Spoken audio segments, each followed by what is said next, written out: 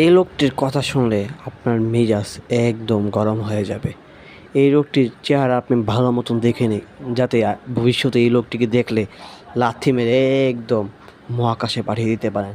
জানেন এই লোকটিকে?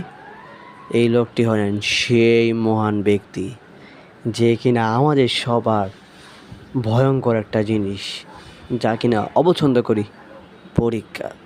এই হলেন সেই ব্যক্তি যে কিনা পরীক্ষা আবিষ্কার করেছে। টির নাম হলো হ্যারি ফ্যান্স।